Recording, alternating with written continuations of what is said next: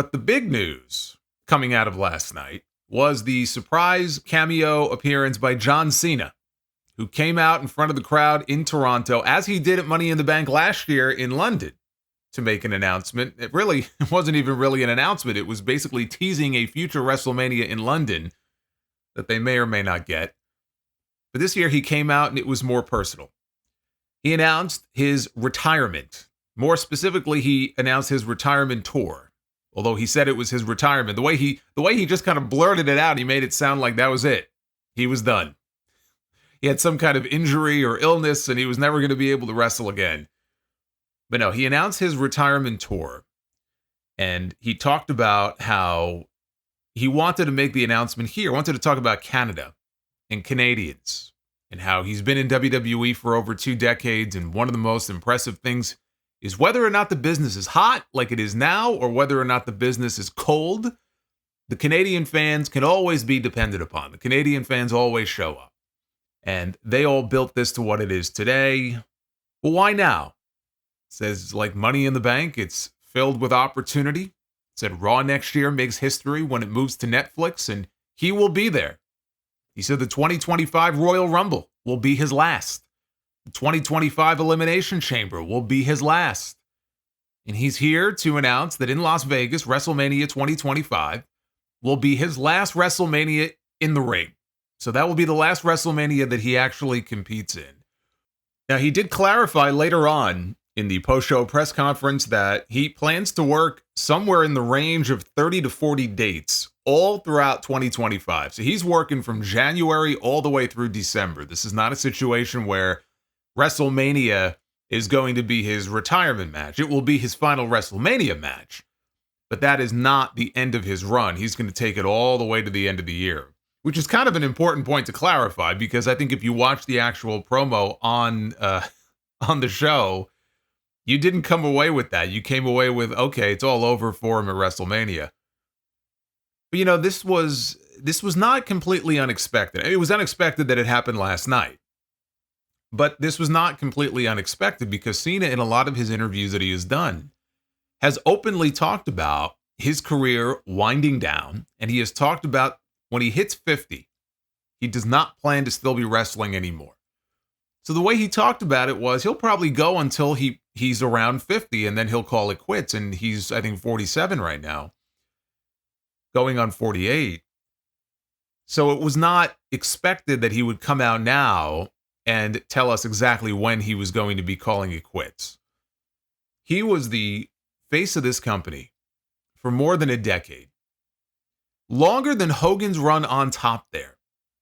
Longer than Austin's run and Rock's run. You think of those mega runs that they had when they were at their peak. Rock's run was not that long. Austin's run was not that long. Hogan's run, you know, from the moment he came back to that company at the end of 83, won the title at the beginning of 84 from the Iron Sheik, up until the moment he left that company in 93, not even a full decade. Not even a full 10 years. And John Cena had more time on top during his run than they all did. Now, you have to put a little asterisk next to it because that doesn't mean that John Cena was a bigger star than those men were at their peak. He wasn't. Their legacies are stronger than his. Now, you can look at John Cena differently as far as what you think his legacy is. If you think his legacy is all that he did outside the ring, if you think his legacy is the most wishes granted by anybody with the Make-A-Wish Foundation, then absolutely, he's got a bigger legacy than everybody else, maybe put together, all the wonderful things that he's done. But just going based on his career and his in-ring career and the John Cena character that we saw on TV, his legacy is not as strong as those names I just mentioned. He's up there, but it's not stronger than those men. But he was the guy that they relied on to keep their business strong for so long. Stubbornly, but he's the guy they relied on. He's the guy that Vince McMahon chose to be the face of the company, and everything was built for so many years. Everything was built around John Cena. And we had Super Cena, and it's not like he would never lose, but he would always come back. He was always so resilient. He could lose one night, lose a title one night, and then come back on Raw the next night with a big smile on his face like nothing even mattered. And then it would be on to the next feud, and Every now and then there would be a guy that would come along who looked like they were building some momentum and it looked like, hey, maybe they could break through. But then Vince McMahon would stick to John Cena. He would stick to his tried and true, right? I mean, I look back at WrestleMania 30 even in the match with Bray Wyatt and all of these different examples. And that's more about bad booking or shoddy booking. And I don't even necessarily blame that on Cena. But Cena did get a lot of the blame and he did get a lot of the blowback for it because he was pushed so hard for so long by people who did not want to see him or that version of John Cena. John Cena was very popular for a long time as the Doctor of Thugonomics. He had a lot of edge to his character when he first debuted and picked up that gimmick. And then they kind of went PG with Cena and they sanitized him. And that coupled with the fact that they were just pushing him so hard for so long is why people resented him. I don't think they hated him on a personal level, but they just got sick and tired of seeing him. He became the poster child for everything that these fans did not like and did not want to see in WWE. That's why the Boo Birds were out for him. And for so many years, it was, let's go Cena, Cena sucks. Cena was the top babyface in the company, yet he would come out on most nights and would be booed. And that just became a thing. And they were very resistant to turning him heel. I mean, we've all heard the story from Cena himself about how close he came to finally going heel in 2012 after the match with The Rock. He had new gear made, new music that he recorded. He was ready. And Vince McMahon got cold feet and said, man, we can't kill the golden goose, man. You sell a lot of merch. Heels don't sell as much merch as the babyface. And so we're left to wonder, what might have been had Cena had the chance to go full-on heel in 2012. So it's a very complicated legacy that he has, I think, as far as in-ring and his character. One of the big criticisms about him for so long was that he can't wrestle. He's got his 5 moves of doom. Of course, everybody has their 5 or 6 moves of doom, if you think about it. Right? Some people don't even have 5, but it's the ones they rely on, most often. But John Cena was never looked at as some great technician. He was not looked at as some great, in-ring worker who can work circles around people. But he was able to go in there and do just enough to get over. It's kind of like Hogan during his run in WWF. You'd see Hogan go to Japan every now and then, and people were blown away when they saw Hulk Hogan doing a drop toe hold. It's like, oh my God, I didn't know he could do that. Well, yeah, because he wrestled in WWE for so long the way he did because he knew he didn't have to do anything more than that. Back then, that's not what people came to the buildings to see in the late 80s and the early 90s. They didn't want to come see Hogan do fucking German suplexes and Huracan Ranas. That's not what he was there for. They wanted to see Hogan hit his moves and hit the leg drop and pose. So he was able to get away with it. John Cena, at least to his credit, he went through this weird phase. I feel like it was kind of like the mid-2010s, or like early to mid-2010s, where he was starting to incorporate some more maneuvers, including that jumping Hurricane Rana. And it didn't always look great, but it's like, man, at least he's trying. At least he has that 6th move of doom now. So he tried, and he had that U.S. title run, which was actually a lot of fun for all those months back in 2015. So it was up and down along the way, but you just wonder, okay, this is who Vince McMahon chose to hitch his wagon to. What would his company have looked like if he didn't have John Cena? If Cena was not able to get as over as he was? Would it have been somebody else? Because the thing about John Cena was he was very charismatic, and very few people can touch him on the microphone, even today. He was an excellent promo. I mean, there have been times over the years, the one I always think about is when they had him and Roman Reigns have a match back in, I want to say it was 2017, and they had this promo face-off, and my God, he exposed Roman so badly in that promo battle. When Cena feuded with The Rock back in 2012, heading into their WrestleMania match, their first one. Time has not been kind to The Rock on those promos. When you go back and watch it, Cena absolutely controlled this man. Cena absolutely cooked him on the microphone. And it might have been apparent to people back then, but it's even more apparent now looking back on it. That was always one of his strong suits, was his ability to communicate His promos, when they weren't overly corny, which unfortunately they were a lot of the time, they had him out there as like the Morgan Freeman of WWE. He would come out and narrate everything that was going on at the time, like he was summarizing all of the stories for us. It was just ridiculous. But, John Cena leaves a very big footprint in this company.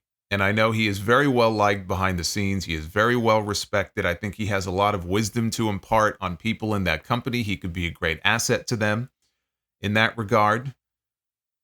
And look, the guy is a draw even today.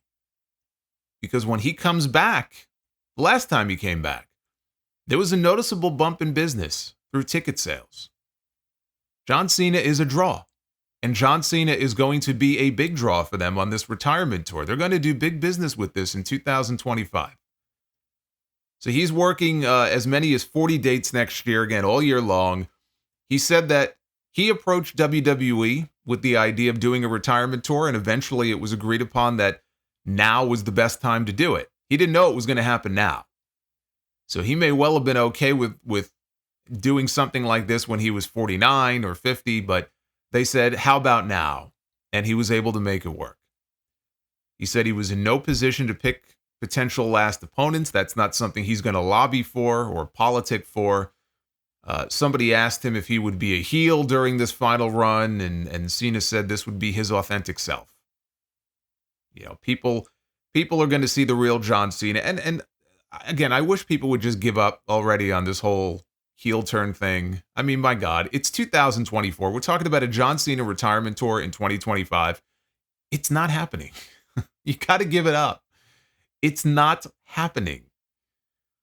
Now, I will tell you that I never thought we would see heel Rock, and we got the final boss, and it was great. So can you really never say never? In wrestling, you can never say never. I'm going to sit here and tell you I'm 99.8% sure you're not getting a heel John Cena.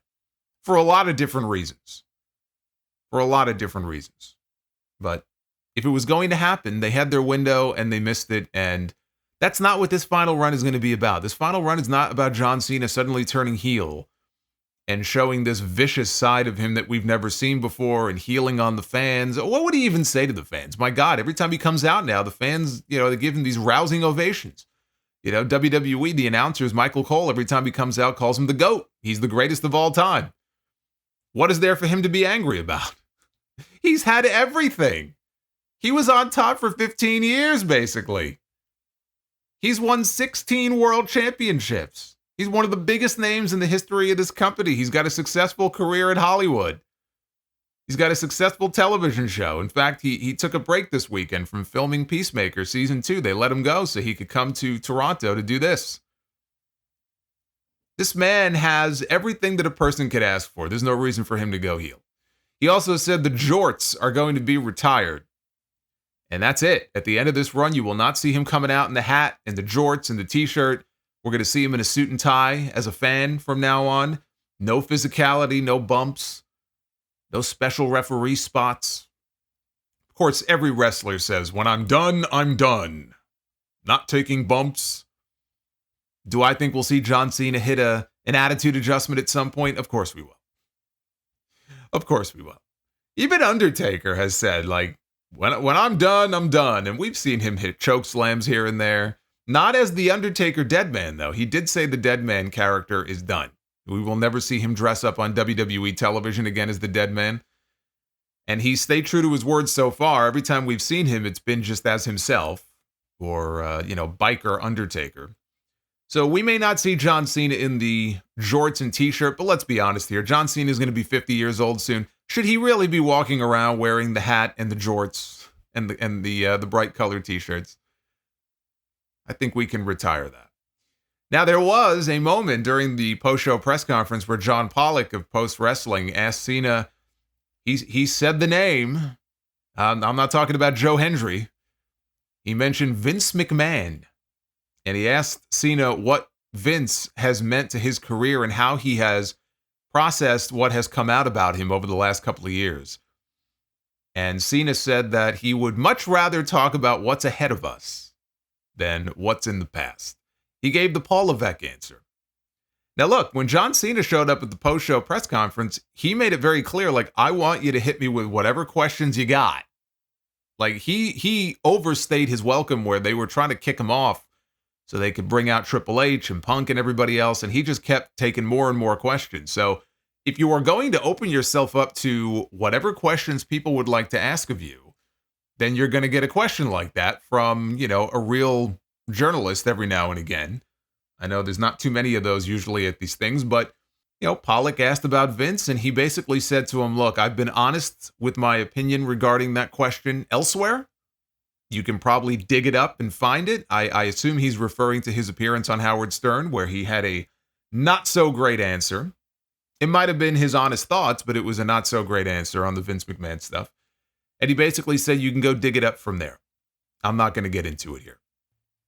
So naturally, the question now turns to, who is John Cena going to work with in his final year? Now that we know he's working the entire year, it opens him up to a lot of different match possibilities. I mean, before you were thinking, okay, he's going to wrap up at WrestleMania, so maybe he's in the Royal Rumble, maybe he has a match at Elimination Chamber, maybe there's a television match and then the Mania match, and that's it. But now, if he's doing 30 to 40 dates, he could be working half the fucking roster if he wants to.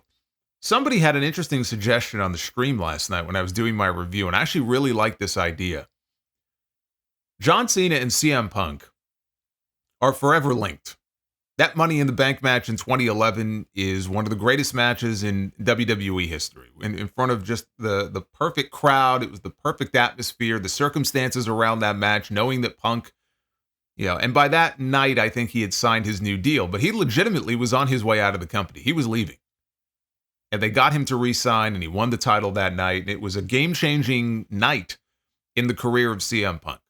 You hear that expression thrown around probably too much, but that truly was a game-changer for Punk in his career. The matches that they had back then were all great. I don't think I ever saw like a really bad match between John Cena and CM Punk.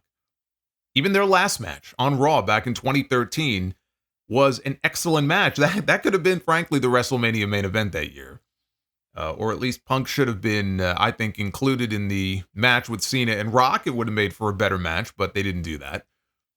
John Cena and CM Punk, they have to work together next year in this final run. They have to. And when Punk was asked about Cena's retirement in the scrum last night, he said the same thing. He goes, we have to wrestle again at least one more time. The suggestion that somebody made last night on the stream, and one that I support, John Cena specifically mentioned the Raw debut next year on Netflix and how big of a deal that's going to be and how he wants to be on Raw on Netflix. And I don't think that means that he's going to be exclusive to Raw. John Cena is one of these, he's a special attraction. He's one of these guys who can float. He can be on whatever show they want him to be on. Kind of like when Brock Lesnar was around. Brock Lesnar could be a potential opponent next year for Cena, because I would expect him probably to be back on TV by then.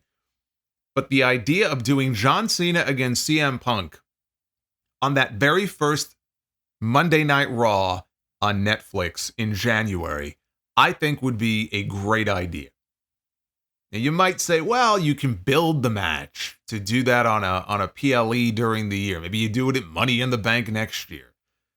Yeah, I mean, that could work too. But man, that would be a huge attraction for that very first show on Netflix. You want to maximize the audience as much as you can for that very first show. You want to, they're going to make a big deal. That show is going to be like a PLE. I guarantee you. And they're going to have to come up with at least one big match, one big main event on that show. And we're going to see John Cena wrestling on television. He wrestled on TV the last time we saw him. It's not like they're going to just save him for the big shows. But this is a big show. And I think Cena against Punk on that first Netflix Raw would be a worthy main event, a worthy attraction for that show. And it would be kind of appropriate because the last time they wrestled was on Raw. And this could be the final time they wrestle on Raw as well. One of the biggest Raws of all time. So I like that idea, and they absolutely need to work at some point. What about other opponents for John Cena? I tweeted this last night. I said, if we end up with Rock and Roman in Las Vegas next year at WrestleMania, because it's not a foregone conclusion it's going to be Cody and Rock, even though they teased it. It could very well be that they look at Las Vegas and say, man, Las Vegas is the place to do Rock and Roman. All right, big fight city, big fight feel. big main event like that. They could do Rock and Roman at WrestleMania 41. If they do that, if they go in that direction, they table Cody and Rock for some other show.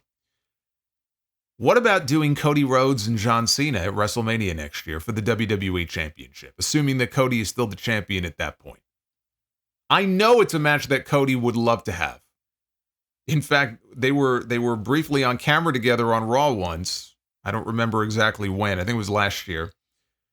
And they were in the aisleway, and I think Cody even on camera, like you could hear him, he whispered something to Cena about trying to get him out, or get him back in the ring to do a match together. Like, Cody would love to wrestle John Cena.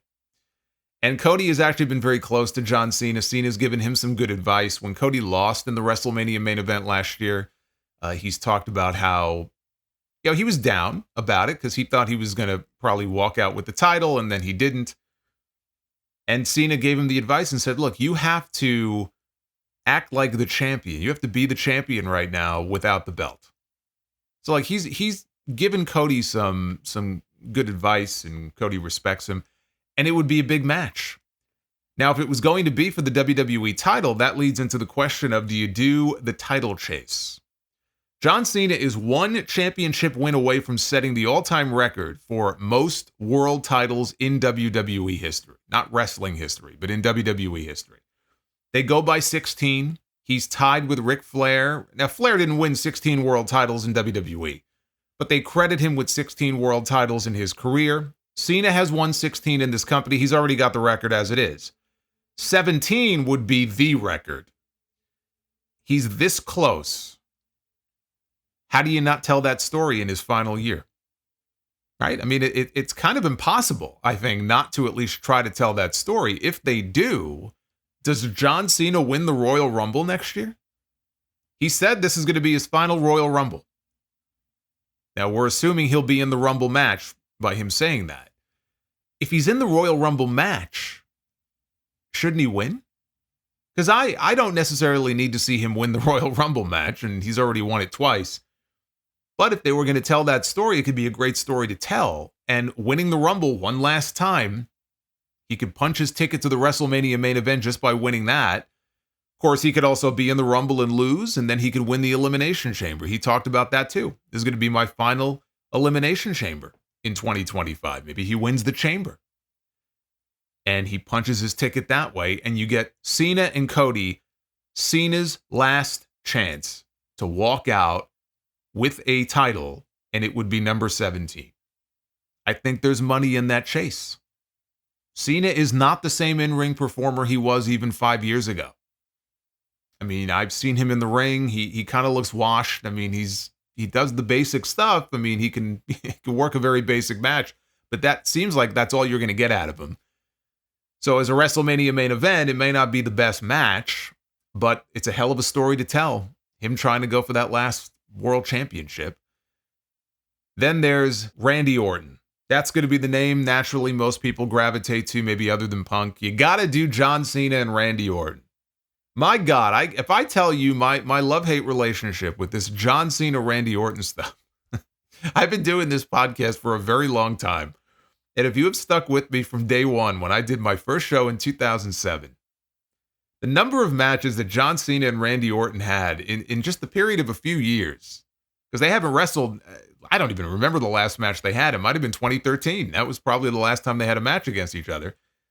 But just in a relatively short period of years, the number of matches they had was just astounding. And they will forever be linked because of that. And I don't look at Orton as being his greatest rival just because they wrestled so many times. I still think it's CM Punk. If I had to rank them, I'd probably go Punk, Edge, and then Orton. But they are linked together. They are linked together. I've heard Michael Cole say it's like the Austin and Rock of this generation. And it's like, that's wrong for so many reasons. I see what he's saying, but it's still wrong for so many reasons. Anytime you're going to make a comparison to Rock and Austin, you're probably barking up the wrong tree. But now it's been so long, and they're, the grizzled old veterans now. You got to do Cena and Orton in 2025. You have to. You have to. I would even say we're guaranteed to get a John Cena, Randy Orton match next year. They've never had a singles match at WrestleMania, which still blows my mind. Closest thing we got was a triple threat. Never a one-on-one match at WrestleMania. The question is, and I pose this to you, and you can let me know and chime in with your thoughts on this.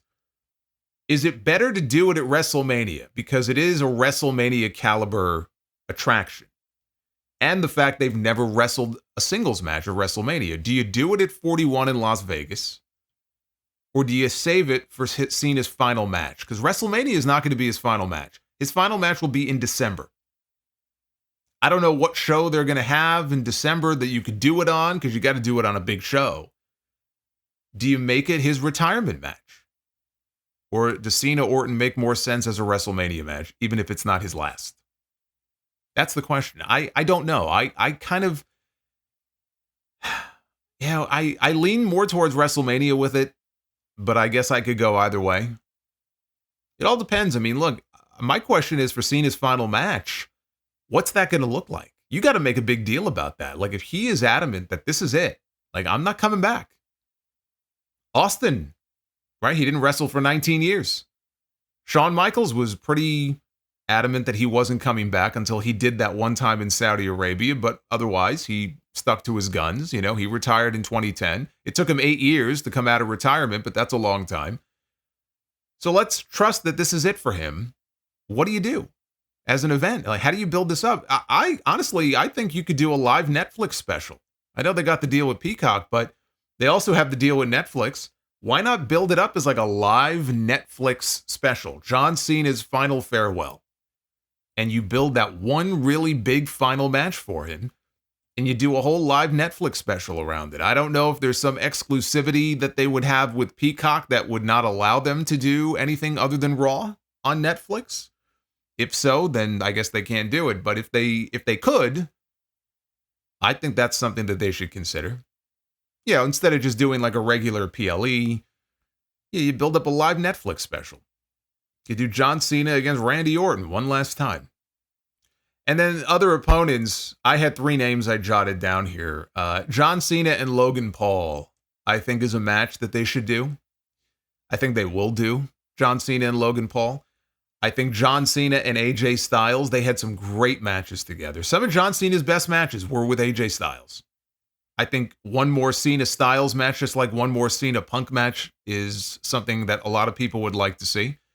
And as far as like the newer names, the younger guys, man, you know, I look at that match with Austin Theory at WrestleMania last year. Boy, did that mean nothing.